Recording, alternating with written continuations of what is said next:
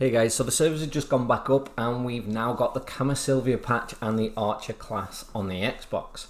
I know that the Xbox community have been feeling like with the PS4 release and the whole mobile push from Pearl Abyss that the game's not had as many updates or you've not had as much feedback from the community. Hopefully this is something that's going to change and they are going to look to be a lot more vocal with the player base following this huge update from the Kamasylvia patch.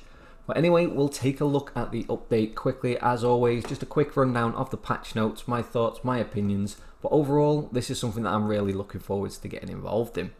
So Kamasylvia, its whole as a region, is fantastic. It's absolutely huge. It brings with it a bunch of new grind spots, and it's going to bring a lot more updates as well. So the new class being added, the Archer, naturally hails from Kamasylvia. The class as a whole plays really well in terms of the controller scheme. It starts off with its awakening, and overall it's one of the few truly ranged classes. Now the Wizard and the Witch, naturally, although they are a ranged class with support skills, they do feel sometimes like they're closer to mid-range and melee. Whereas the Archer has some extended range skills. It's a fantastic burst class. It really thrives in kiting situations. I think for anybody that enjoyed the Ranger pre-awakening but wasn't necessarily happy with the class after the awakening patches, the Archer is something that you might want to look at picking up. Now they have done both extended notes on the Kamasylvia region and also on the Archer class. I am hoping to get some footage on the Archer class and have a look at playing it myself. I haven't actually had the chance to play this class before, but from what I've heard from people, it's really fun, really bursty, and a great overall class to play. However, this is not all that's come in the patch notes. We've also had the addition of Fairies. Now Fairies are something that a lot of people have wanted, and they add a lot of a convenience factor. The auto potion alone is something that's really interesting to have. It means that you can pretty much unbind your potions from your action bars and you don't need to worry about them anymore. That being said though, Fairies do bring with them a whole host of other technical pay to win aspects. A lot of people consider Fairies to be more pay to win than anything else as well, purely because you have to keep looking to get the right buffs, the right rerolls on skills. Now, overall, having Fairies in the game isn't game breaking. It is something that's really convenient for people to have. So if you aren't aware of all the benefits from the Fairies, then head on over to the link in the description. I'll put all of the links there for both the Archer class, Kamasylvia, and the Fairies themselves. I know as well that Blackout Gaming has just done a video on this, so I'll redirect everybody. If you click on the exclamation mark up above on the video, it'll take you through to there. Now some of the more interesting stuff that's been added are the new magic crystals, so the Jin, Bon and Wan crystals. These crystals allow you to progress your gear further than you currently have without the need for enhancement. They are something that are going to be a little bit of a pain to deal with. You're going to need to go through the processing menu and you're going to be looking at some real RNG with this. It's something that you need to really think about investing in before you go ahead and do it. However, it gives you that little bit of an edge on the current crystals in the game. So we'll just take a quick look at some of them. For example, we've got the 1 magic crystals which give the increase of cast speed and accuracy. So it's the accuracy that's huge on this. Jin crystals as well, 20 accuracy, 1 cast speed and attack speed, or 12 accuracy and you get either 2 cast speed or 2 attack speed. These are huge. Then of course things like the Bond crystals for the +2 critical hit, +1 cast speed and AP of +3. These crystals alone are going to give you a lot more options when it comes to slotting crystals in gear and how you're going to balance your AP and your other primary stats like your cast speed, attack speed, crit. Overall though, people aren't really going to be rushing to grab these because they are an expense. Just expect that the marketplace is going to shift slightly. So you're going to have a lot of things like the Viper, the Hystria, the Karma and the Addis crystals. All of these crystals are going to start to be snapped up as people start trying to grab these variants. So it's definitely worth thinking about this and trying to invest in them a little bit sooner rather than later because they will become a lot harder to find. Now, we've also got a couple of extra things on here. So we've got the treasure poachers with the Kamasylvia. So Kamasylvia are opening their borders and these poachers will be carrying rare goods and seeds and chests. They attempt to cross the borders into Calcium.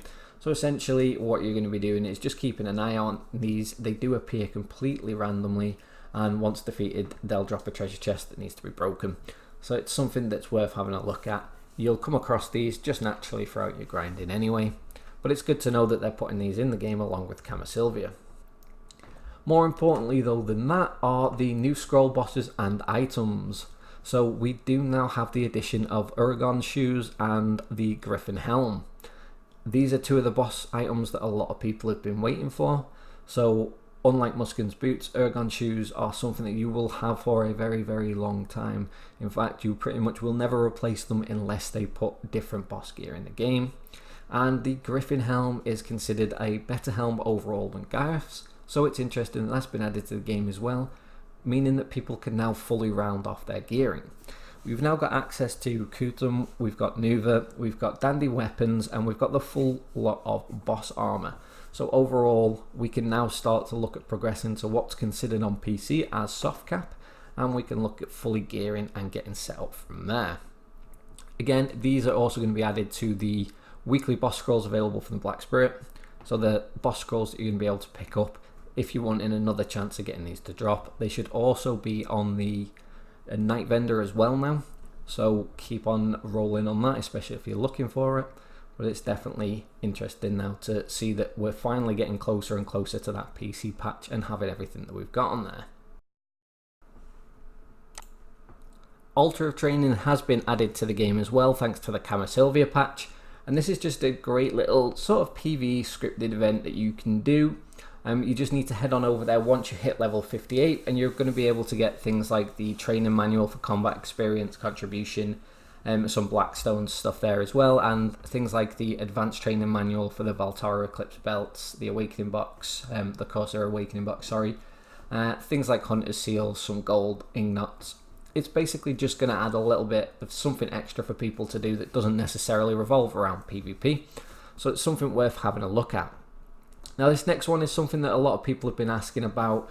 It comes down to the whole farming aspect and people looking to life skill. So the mysterious and the magical seeds are now in the game.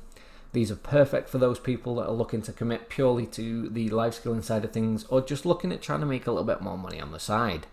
The magical seeds themselves can only be obtained once your farming level's artisan level 1 or higher, and there is a chance to receive the magical seed when you're breeding crops.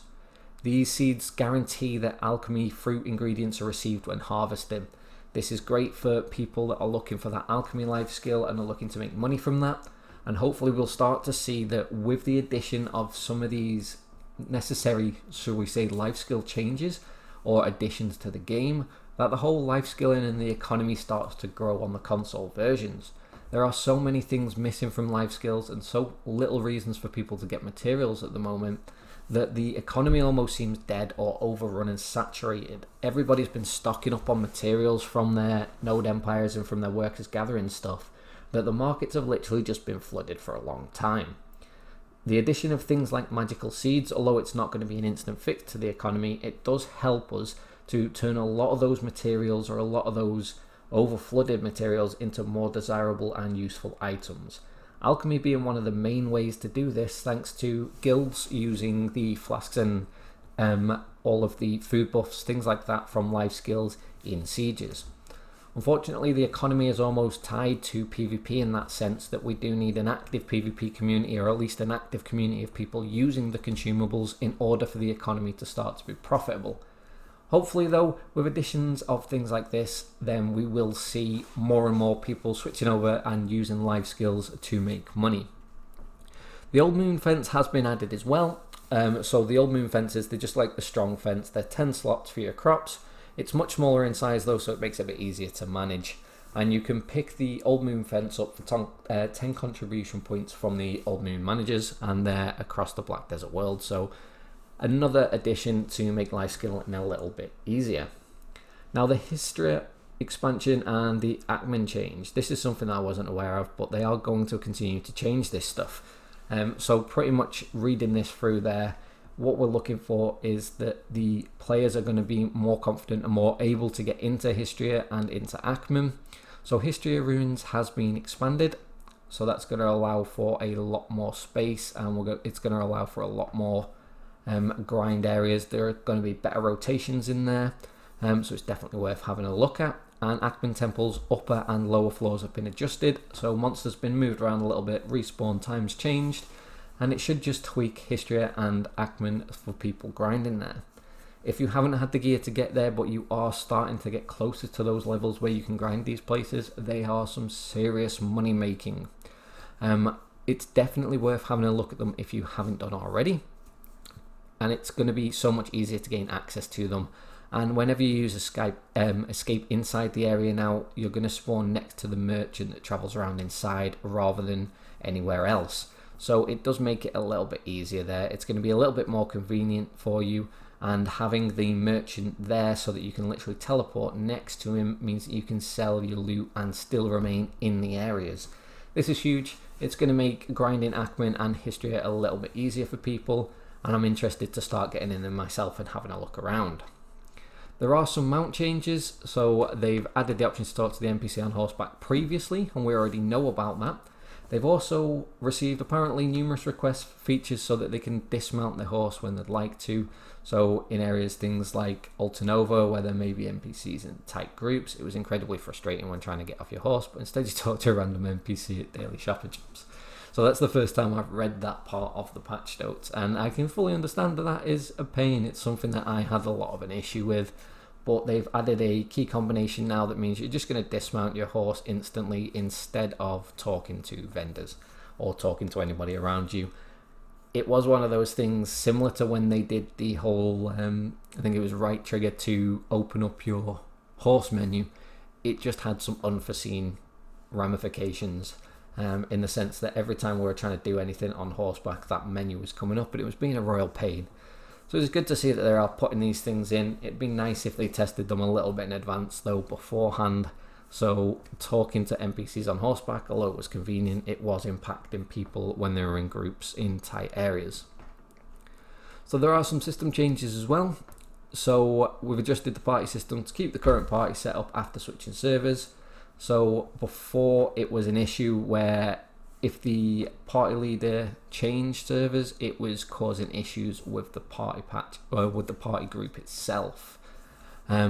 So that was causing a lot of issue when people were looking at sort of retaining groups and moving around when they were flicking through servers and stuff. Not a big deal, but it's nice to see that they are putting these little convenience things in there and helping to fix some of the issues. Although I would like to point them to the whole guild menu issue. That would be fantastic if you guys could fix that. Autopathing's been fixed between Sangrain and Altanova.